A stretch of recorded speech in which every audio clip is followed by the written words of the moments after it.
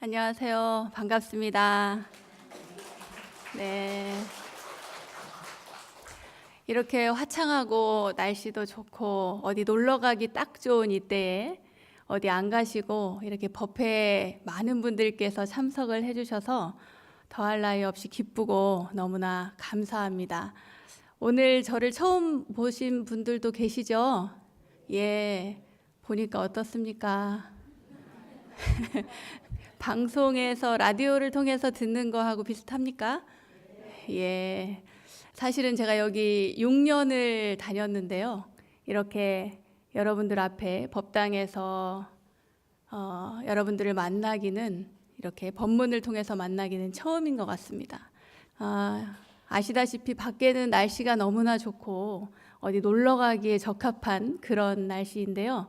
이 가을을 만끽하지 않고 이 법문을 들으러 오신 여러분들을 위해서 오늘은 이 가을을 담아서 법문 내용의 가을을 담아서 전해드릴까 하고 생각을 한번 해봤습니다. 여러분들은 가을 하면 뭐가 떠오르십니까? 낙엽. 네, 낙엽이 떠오르죠. 푸른 하늘도 떠오르고요. 예, 코스모스도 떠오르고 단풍도 떠오르고 예쁘죠. 네, 예쁩니다. 이 가을이 아름답고 그런데 저는 가을 하면은요 이 황금 들판이 떠오릅니다.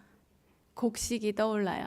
잘 익은 것, 잘 익은 감도 떠오르고 과일들 이렇게 막 굉장히 풍성하게 보이는 이 과일들도 떠오르고 뭔가 가을 하면 가득 차 있어서 결실을 맺은 것 같은 그런 느낌이 많이 들거든요.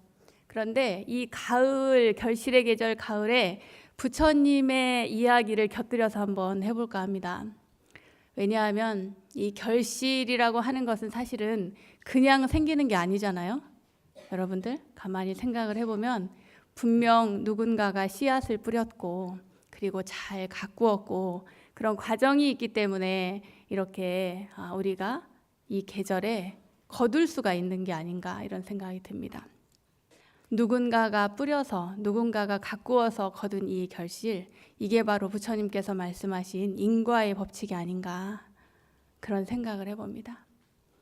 근데 이 계절 가을에 무엇보다 우리가 이 결실을 보면서 이 풍요로운 결실을 보면서 내가 어떻게 살아야 되는가라는 생각을 한번 해봐야 된다는 거죠. 왜? 그것이 인과를 가르쳐 주기 때문에. 우리가 그동안 봄, 여름에 잘 살았는가를 생각해 보게 만들고 그리고 어려서부터 물론 유년기 시절이 행복한 사람도 있었겠지만 그렇지 않은 분들도 있을 거 아니에요. 내가 그 시련들을 잘 극복하고 살아왔는가. 젊어서 또 결혼을 해서 자식을 낳고 이 시간까지 오면서 내가 그 시간들을 잘 이겨내고 살아왔는가. 그래서 내가 그 결실로서 과연 내게 무엇이 왔는가. 이런 것들을 다 떠올려보고 생각하게 만드는 거죠. 이것은 한치의 오차도 없고 여지도 없다고 생각을 합니다. 왜냐? 부처님께서 또 그렇게 말씀을 하셨거든요. 옛날에 어떤 사람이 부처님한테 가서 여쭈었어요. 부처님, 사람이 어떻게 살아야 되는지 그거에 대해서 여쭤본 거예요. 그리고 내가 어떻게 살아서 나중에 시간이 지난 다음에 죽은 다음에 좋은 곳에 갈 수 있겠습니까? 이런 이야기들을 물어본단 말이에요. 그런 사람들이 굉장히 많았겠죠. 근데 그 이야기들 중에 이런 이야기가 하나 있습니다. 뭐냐 하면 부처님께서 그런 이야기를 해요. 기름이 가득 든 항아리를 연못 속에 넣어서 깨트렸다고 생각을 해봐라. 기름을 넣은 독을 연못 속에 깨트려서 넣었어요. 그런데 거기에 떠오르는 게 뭐겠어요? 기름이 떠오르겠죠. 기름이 떠오르고 그리고 아마 깨진 독은 그대로 가라앉을 겁니다. 내가 한 행위가 그렇다는 거예요. 깨진 독처럼 가라앉을 것은 가라앉고 당연히 가라앉을 건 가라앉고 그리고 뜰 건 다 뜬다는 거예요. 내가 어떻게 한 행위에 따라서 삶이 달라진다는 겁니다. 또 이런 얘기도 아마 들어보셨을 겁니다. 여러분들 법회 많이 다니시다 보면 우리 옛날에 부처님께서 걸식을 하러 갔다가 어떤 바라문이 아이고 당신도 좀 그냥 빌어먹지 말고 농사 짓고 일해가지고 얻어먹으면 어떻소? 이런 이야기를 한단 말이에요. 그때 부처님께서 그런 얘기를 해요. 나도 농사를 짓습니다. 뭐라고 하시냐면 나도 밭을 갈고 씨를 뿌린 다음에 먹습니다. 그러니까 이제 이 사람이 볼 때 손에 아무것도 없고 일하는 거 전혀 흔적이 없는데 도대체 뭘 가지고 농사를 짓는다고 이야기를 하는가 하니까 부처님께서 믿음이 바로 나에겐 씨앗입니다.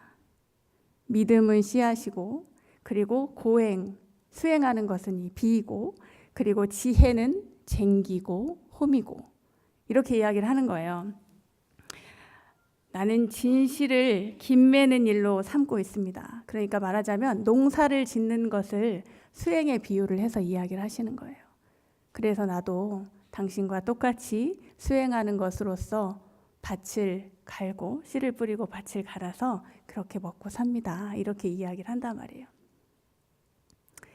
부처님께서도 이렇게 이야기를 하시는데 과연 우리는 어떻게 살아야겠어요? 우리가 어떻게 살아야 되는가 한번 생각해 볼 수 있는 대목이죠. 인과의 법칙이라고 하는 것은 꼭 좋은 결실만을 가져오지는 않습니다. 그죠? 우리가 나쁜 행위를 했을 때에는 나쁜 결과를 가져오기도 하잖아요. 중국에서는 사실은 우리 이제 선방에서 공부하시는 스님들은 다들 선방에서 공부만 자선만 하는 줄 알지만 사실은 농사 일도 하고 옛날에는 더 많이 했죠. 특히나 중국에서는 더 많이 했습니다. 그래서 일일 부작이면 일일 불식이다 이런 이야기까지 해요. 들어보셨습니까? 네, 일일 부작이면 일일 불식. 하루 일하지 않으면 하루 먹지 않는다 이런 얘기도 했어요. 이 백장 스님께서 백장 선사가 하신 말씀인데 이 백장 선사의 이야기 중에 유명한 이야기가 하나 나옵니다. 뭐냐 하면 어느 날 이렇게 법문을 하는데 지금 이 자리처럼 법문을 들으러 오신 많은 분들이 계신데요. 법회가 다 끝난 다음에 백장 스님이 다 법문을 하고 난 다음에 모두 다 귀가를 했는데 한 어르신께서 가시지 않고 앉아 계신 거예요. 백발이 이렇게 성성한 어른께서 안 가고 앉아 있어요. 그래서 백장 스님이 왜 안 가느냐고 이제 물었을 거 아니에요. 그랬더니 그분이 이야기를 합니다. 뭐라고 이야기를 하냐면 저는 사람이 아닙니다. 그래요. 다짜고짜 자기가 사람이 아니래요. 그게 뭐냐니까 사실 자기는 오래전에 가섭부처님 당시에 있었던 수행자였는데 어느 날 어떤 학인 스님이 와가지고 질문을 하기를 수행을 많이 한 사람도 인과에 떨어지느냐고 물었다는 거예요. 수행을 많이 한 사람도 인과에 떨어집니까? 라고 질문을 하니까 자기가 당당하게 정답인 것처럼 이야기를 합니다. 뭐라고 이야기를 하냐면 인과에 떨어지지 않는다. 이렇게 얘기를 했다는 거예요. 근데 인과에 떨어지지 않는다고 이야기한 그 과보로 자기가 500생 동안 여우의 몸을 받았다고 합니다. 500생 동안. 그 말 한마디에 의해서 그 과보를 그렇게 받았다는 거예요. 백장 스님의 이야기를 법문을 다 듣고 다시 한번 질문을 하고 싶어서 그래서 왔습니다. 이렇게 남았습니다. 제가 이 500생의 과보를 받게 된 것은 불락인과 말하자면 인과에 떨어지지 않는다고 이야기를 했는데 제 답이 잘못된 것 같습니다. 그래요. 그러니까 백장 스님께서 그러면 다시 한번 그 질문을 똑같이 한번 해보라 그래요. 그래서 이 여우의 몸을 받은 이 노인이 다시 백장 스님한테 질문을 합니다. 수행을 많이 한 사람도 인과에 떨어집니까? 라고 하니까 백장 스님께서 하시는 말씀이 불매인과를 얘기를 해요. 인과에 어둡지 않다는 거죠. 이게 무슨 말이냐면 수행을 많이 한 사람이나 수행을 적게 한 사람이나 인과의 법칙에서 벗어나지 않는다는 겁니다. 인과에서 인과에서 어떻게 이 법칙 밖으로 뛰어넘지 않는다는 거예요. 물론 부처님은 예외의 경우에 있겠지만 대부분의 수행을 한다고 하는 사람들은 인과에 어둡지 않을 뿐이라는 거예요. 인과에 어둡지 않다는 것은 무엇이냐면 인과를 잘 알고 그것에 대해서 뼈저리게 느끼기 때문에 허투루 살지 않는다는 거예요. 그만큼 열심히 최선을 다해서 내게 주어진 인연에 감사하며 이렇게 산다는 거죠. 그것이 바로 인과에 어둡지 않다는 겁니다. 인과의 법칙을 잘 안다는 거죠. 이렇게 잘 익은 곡식을 보면서 그리고 많은 과일들을 보면서 그리고 이 풍성한 추석도 보냈고 그렇죠 여러분? 한가위 보름달도 보면서 이렇게 넉넉하게 보냈는데 그냥 단순히 보내는 것이 아니라 우리는 불자니까 그 속에서 부처님의 가르침을 한번 짚어보는 거예요. 불자니까 부처님께서 이런 말씀을 하시는구나. 그리고 또 이 계절을 통해서 우리가 부처님의 가르침을 받을 수 있구나. 이렇게 아는 거예요. 그래서 이 풍성한 계절 속에서 인과의 법칙을 여러분들께서 배우시면 좋겠다. 이런 생각이 듭니다. 이 가을을 밖에 있는 가을을 제가 지금 법당 안으로 가지고 들어온 거예요, 여러분. 저는 이 아름다운 계절, 이 아름다운 빛깔을 내는 나무, 숲 이런 모습을 보면서 우리 인생을 한번 생각을 해보게 됐어요. 제가 아직 이 가을이라고 하는 정도의 나이는 아직 안 됐습니다. 보시다시피 아직 그런 나이는 안 됐는데 이 가을을 보면서 미리 예상을 한번 해봅니다. 인생에서의 가을이라는 게 어떨까? 우리가 아마 이 자리에 앉아 계신 제 눈에 이렇게 비추어 봤을 때는 다들 마음은 환한 보름달 같아 보이시는데 아마 속으로 내가 아마 가을일 거야 이렇게 생각하시는 분들 계시죠?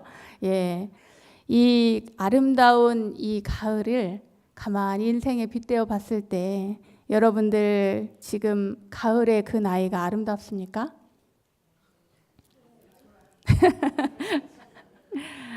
아니에요. 아니라는 분도 계시고 고개를 끄덕끄덕 하면서 네라고 하시는 분도 계신데 아름다운 분도 계시고 아름답지 않은 분도 계시지만 실상은 누구나 다 아름답습니다. 사실은. 본인이 아름답다고 느끼지 않은 분들도 어쩌면 은행나무나 단풍나무처럼 아름다운 빛깔을 지금 띠고 있을지도 몰라요. 내 스스로 그렇게 몰라서 그렇지. 그리고 내가 어떻게 살아가느냐에 따라서 내 모습도 달라집니다. 여러분들이 저렇게 고운 빛깔을 내는 단풍이 될 수도 있고요. 이렇게 상처투성이 기스가 난 이렇게 뭐랄까 구깃구깃하고 보기 안 좋은 그런 낙엽이 될 수도 있고 그것은 온전히 다 자기 자신의 몫인 거예요. 이 인생을 어떻게 살아야 되는가 하는 부분을 이 가을이 이 아름답게 살라고 이 아름다운 가을이 알려주는 겁니다. 근데 아름답게 사는 것이 점점 아름답기는 한데 인품도 훌륭해지고 또 넉넉해지고 여러분들 화 안 내시죠? 잘. 왜 웃으시죠? 그런데 또 한 가지는 이 아름다운 계절, 인생에서 이 아름다운 계절에 자신감이 점점 떨어진다 하시는 분들도 계시더라고요. 그렇습니까? 자신감이 좀 떨어져. 자식 앞에서 자꾸만 움츠러지고 작아져요. 나이가 많고 적고 이런 걸 떠나서요. 인생의 아름다운 계절 가을에 아름다운 인품이 되었다면 그리고 당당하게 사실 필요가 있습니다. 주인공으로 사셔야 돼요. 옛날 이야기 하나 해드릴게요. 여러분 천년유혼인가 천녀유혼인가 하는 영화 혹시 옛날에 보셨어요? 장국영 나오는 영화인데 저도 옛날에 어렸을 때 본 기억이 나긴 하는데 제가 보니까 그게 아주 유명한 이야기가 얽혀 있어요. 불교의 공안 그러니까 화두와 얽힌 이야기가 거기서 또 나옵니다. 뭐냐면요. 옛날에 당나라 때에 왕주라는 사람이 있었대요. 근데 이 왕주라는 사람이 천녀라고 하는 여인을 좋아했답니다. 근데 이 천녀도 왕주가 좋았어요. 그래서 둘이 사랑에 빠진 겁니다. 너무 아름다운 남녀가 서로 좋아하게 된 거예요.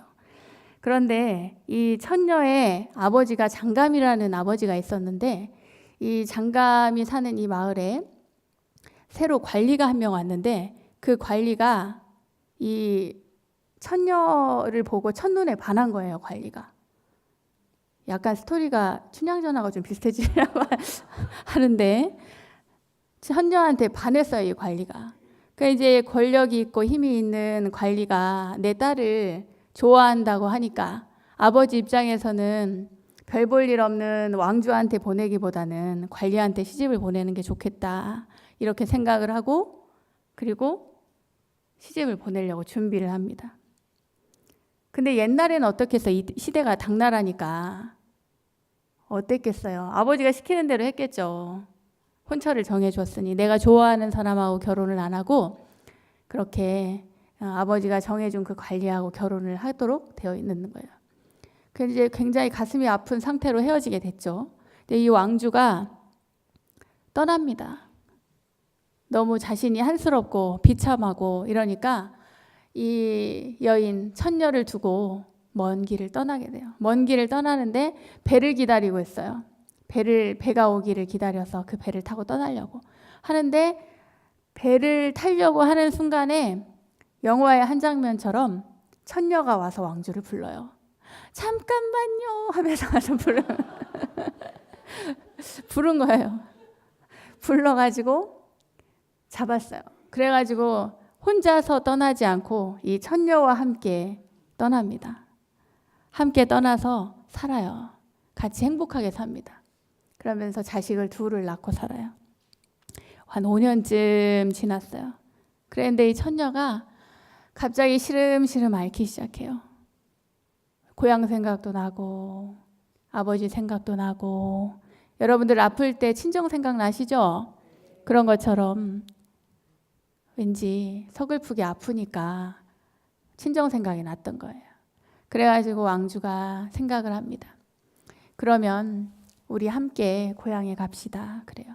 그래서 천녀와 함께 아이들과 함께 고향으로 돌아와서 그 아버지 장감을 만나요. 장감을 만나가지고 얘기를 하는 거예요. 자식은 두고 왔구나. 천녀만 데리고 둘이 왔는데 와가지고는 장감 아버지를 만나서 이야기를 해요. 제가 그동안 이래저래 해가지고 둘이 가서 행복하게 5년 동안 살았습니다. 이제 용서를 해달라고 저희를 받아주십시오라고 얘기를 한 거죠. 얘기를 했는데 이 아버지가 굉장히 의아한 표정을 짓는 거예요. 굉장히 의아한 표정을 지어요. 도대체 이게 뭔 소린가 하는 거예요.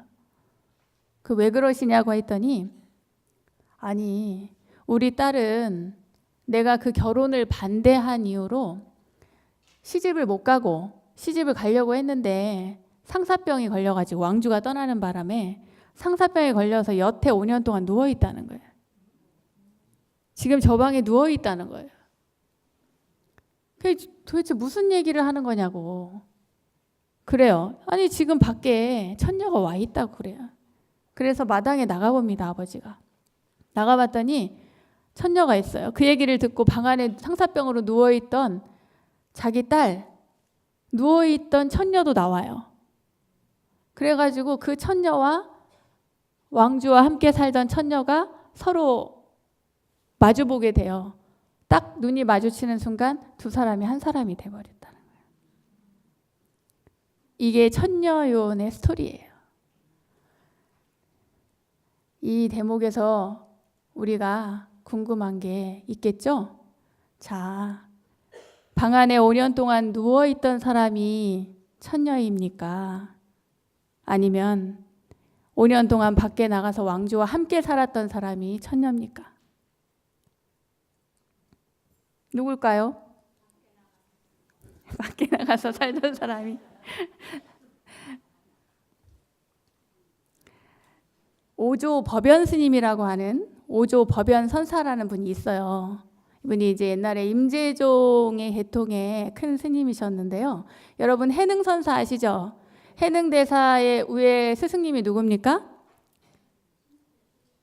실수예요? 누가 그래요? 5조 홍인이죠. 6조 해능이고.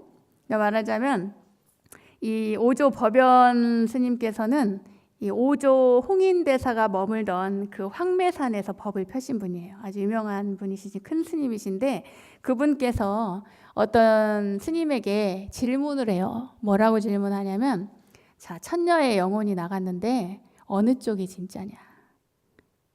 영혼이 떠난 거잖아요. 정신이 떠났단 말이에요.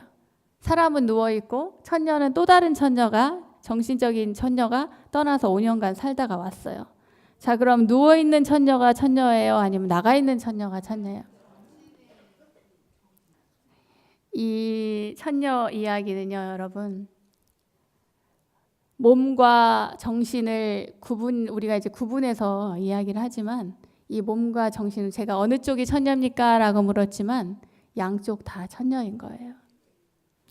여러분들이 지금 이 자리에 지금 제 이야기 재밌어요, 여러분? 재밌어가지고 확 빠져가지고 이야기를 들으면 여러분들이 몸과 정신이 여기 같이 있는 거예요.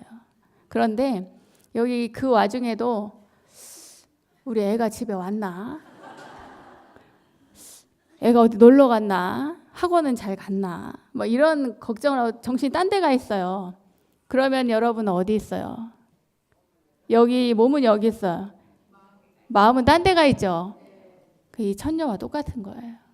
다만 기간이 길고 짧고 그 차이인 거죠. 이 가을은 굉장히 아름답습니다. 이 아름다운 가을에 인생을 비추어 보면 우리가 한 60, 70대쯤 되어 있을 거라고 제가 생각을 합니다. 하지만 과연 우리가 온 정신으로 온 몸과 정신이 하나가 되어서 그동안 살아왔는가 가만히 생각해 보세요. 그렇지 않은 시간들도 많을 겁니다. 근데 이 가을에 특히나 나이 드실수록 몸과 정신이 하나가 되어야 돼요. 일치해서 한 곳에 머물러야 더 당당하게 살 수가 있는 거예요. 자신 있고 아름답고 당당하게. 여러분들이 그렇게 사시라고 이 이야기를 해드리는 겁니다. 제가 두 가지 얘기했어요. 첫 번째는 가을은 결실의 계절이고, 그죠? 두 번째는 가을은 아름다운 계절이에요. 이 아름다움 속에 많은 의미들을 포함하고 있죠. 여러분들은 다 아름다운 계절을 제가 볼 때 인생에서 살고 계시는 것 같은데, 그 인생을 당당하게 주인공으로서 살면서 또 하나는 뭐예요? 그러한 인품을 갖추면서 살려고, 우아하게 살려고 노력을 하셔야 된다는 겁니다. 자, 세 번째입니다. 낙엽이 뒹굴고 있습니다. 근데 여러분, 제가 오기 전에 바로 알았는데 누구한테 들으니까, 낙엽이 바람이 불어서 낙엽이 떨어질까? 아니면 그냥 떨어질까? 이런 얘기를 들었어요. 여러분, 바람이 불어서 낙엽이 떨어질까요?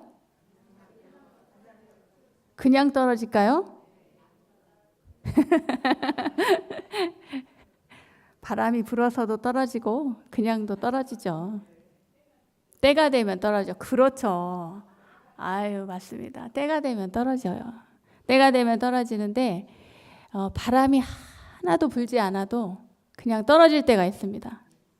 그게 왜 떨어지는가 했더니, 이렇게 낙엽이 있잖아요. 손바닥만한 낙엽이 있으면 낙엽을 가만히 들여다보면 이 잎에 이렇게 작은 줄기들이 있어요. 그죠? 근데 그 줄기의 세포가 자연스럽게 죽는답니다. 그러면 낙엽이 떨어진대요. 이 말은, 이 가을은 참 무상한 계절이죠. 90대가 돼서 90 전후로 해서 가을을 맞이하겠죠. 늦가을을 맞이할 겁니다. 낙엽이 지는 시기. 그런데 가을은 참 무상한데요. 인생도 참 무상합니다. 이 낙엽이 지는 걸 보면서 우리는 무엇을 생각해요? 우리 인생의 죽음을 생각하죠. 근데 우리가 죽음은 잘 생각을 안 하려고 그래요. 그죠? 죽음을 잘 생각 안 하려고 그래. 죽음을 계획하려고 하지도 않아요. 내가 어떻게 죽을지 생각도 안 해. 하기 싫어. 왜?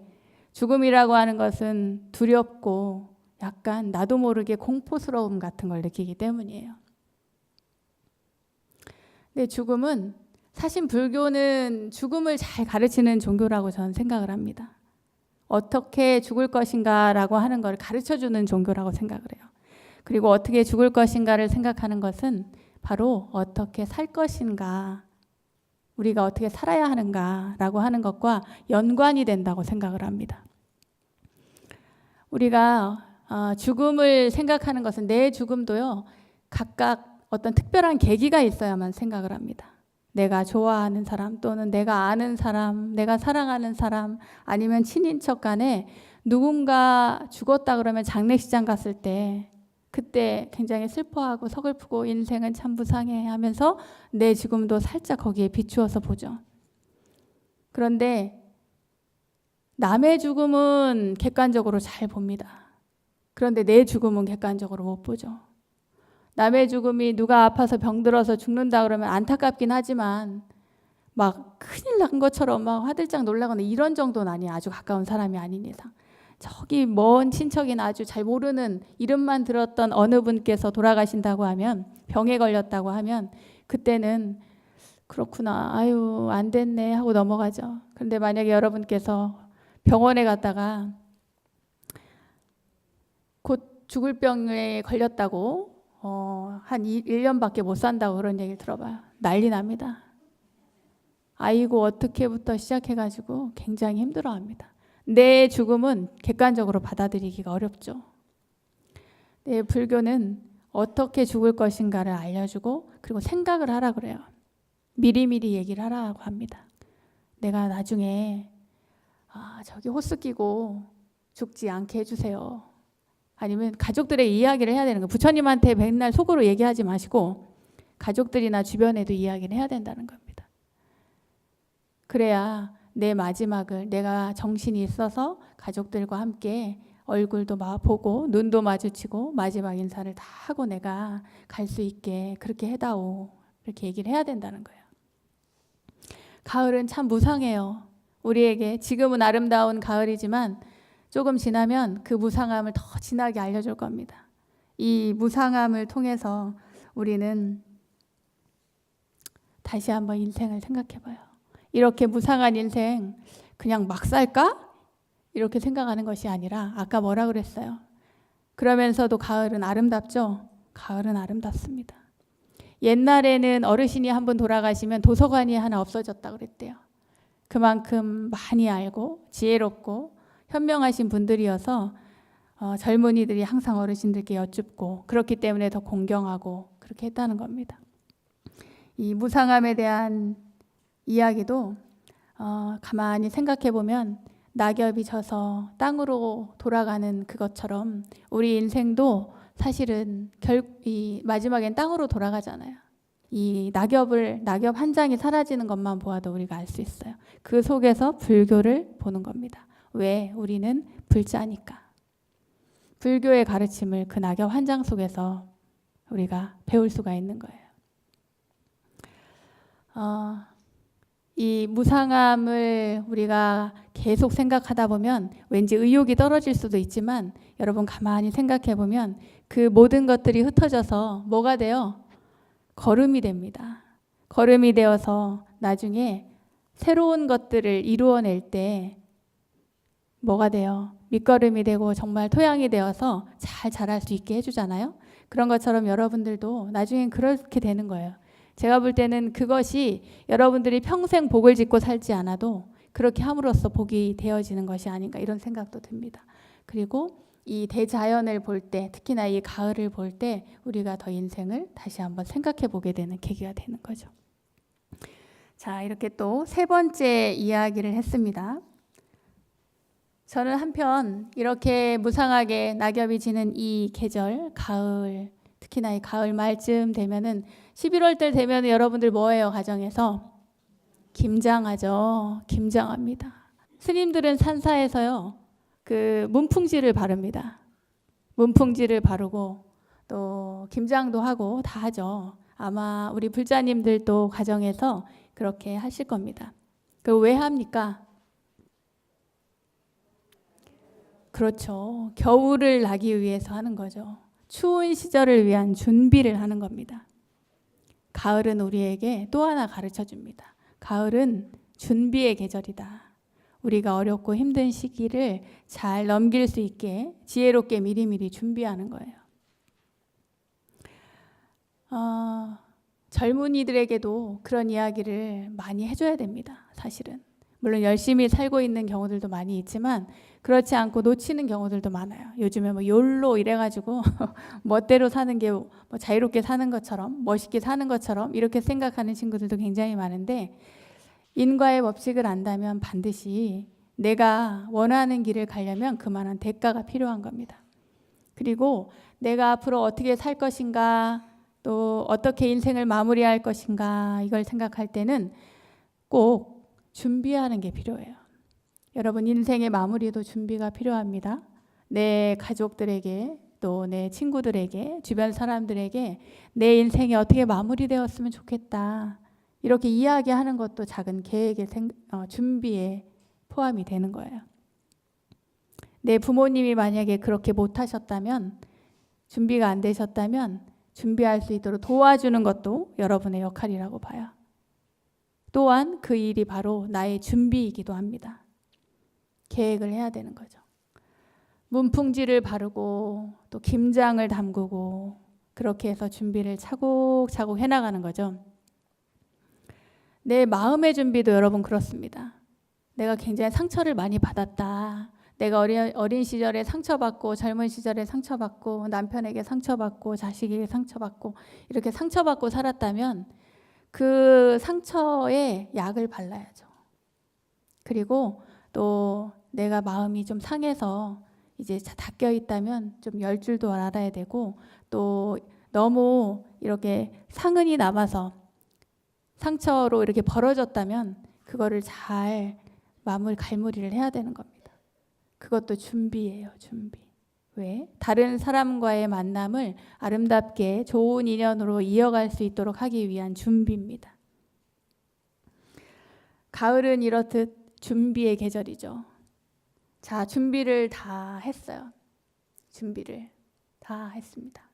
이야기를 하나 더 해드리죠. 이 준비에 제가 전에 책에도 쓴 적이 있는데, 옛날에 어느 아버지가, 알코올 중독자 아버지가 형제를 뒀어요. 그런데 형은 범죄자가 돼서 교도소를 갔어요. 동생은 공부를 열심히 해서 변호사가 됐습니다. 그래서 이 형제가, 아버지 알코올 중독자 아버지인데 그 밑에서 형제가 이렇게 달라요.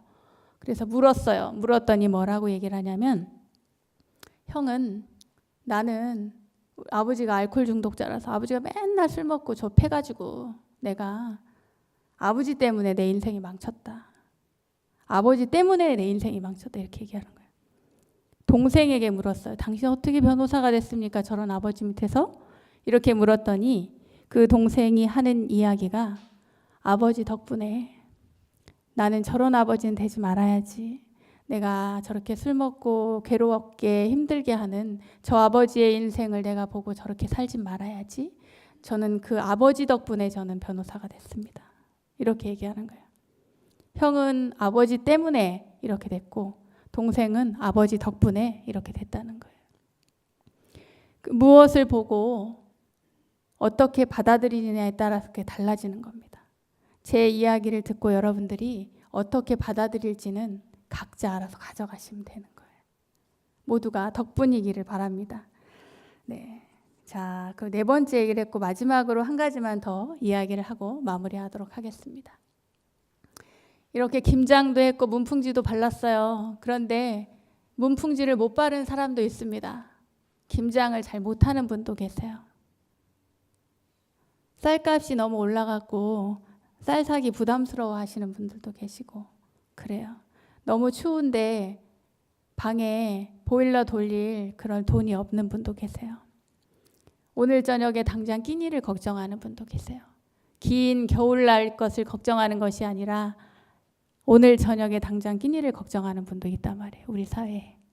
자, 가을은 어떤 계절이겠어요? 가을은 베품의 계절입니다. 둘러봐야 됩니다. 내 주변에. 인생이 아름답고 또 한편으로는 무상하고 그래서 또 찬바람이 불면은 준비도 하고 그러는데 내 준비는 내가 잘할 수 있어요. 그런데 내 준비를 못하는 사람들도 우리가 둘러봐야 된다는 거죠. 그것이 만약에 내가 경제적으로 물질적으로 도움을 못 준다면 마음으로라도 도와줘야 되는 거야. 아, 어떻게 하지? 아니면 도와줄 만한 사람을 연결을 시켜줘도 좋아요. 아, 좀 도움을 줄 수는 없을까요? 이렇게요. 우리는 내가 못하는데 뭐 하고 딱 손을 놔버리는 경우들도 굉장히 많습니다. 각자 알아서 해야지 내가 어떻게 해? 이렇게 생각하는 분도 많이 있어요. 기도라도 하십시오. 그렇지 않다면. 기도라도 하실 필요가 있어요.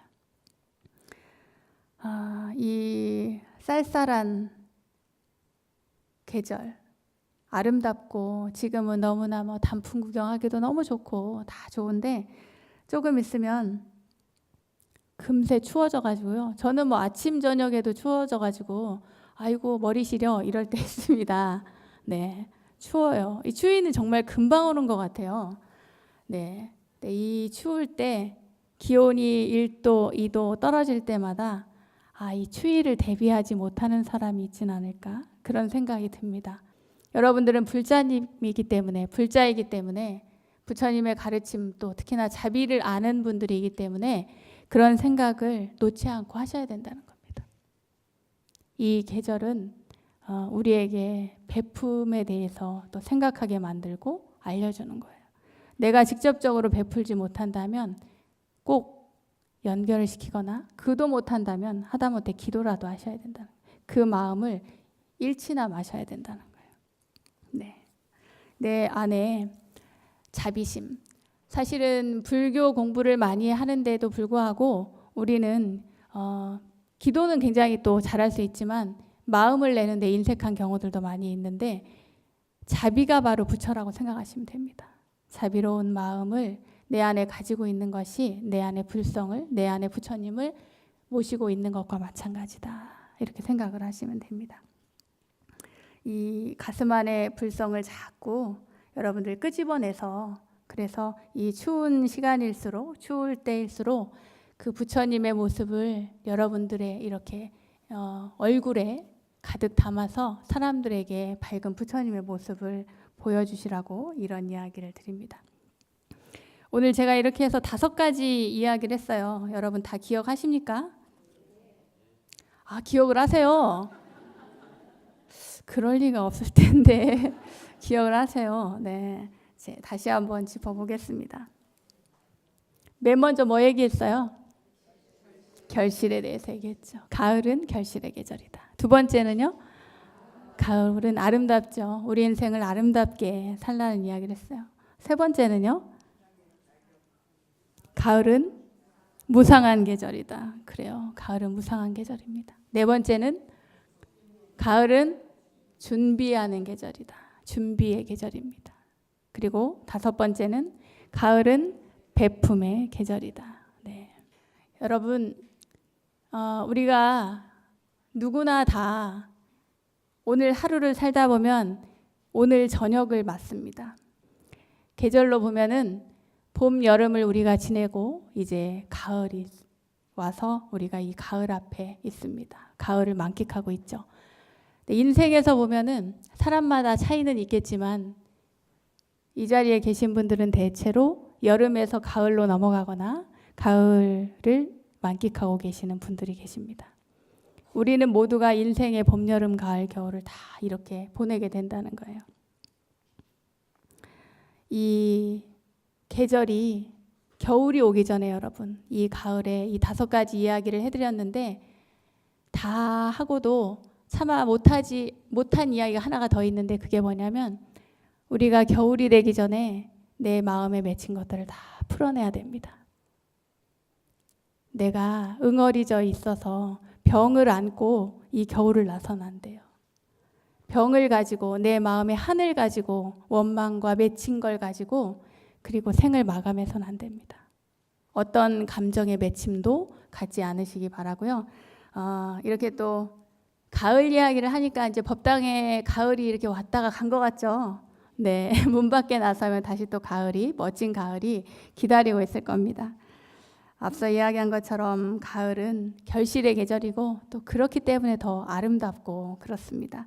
또 무상함도 가르쳐주고요. 우리 부처님께서 경전을 통해서 말씀하신, 경전을 통해서 우리가 배우는 그러한 무상의 이치를 이 가을을 통해서 우리가 또 배울 수가 있습니다.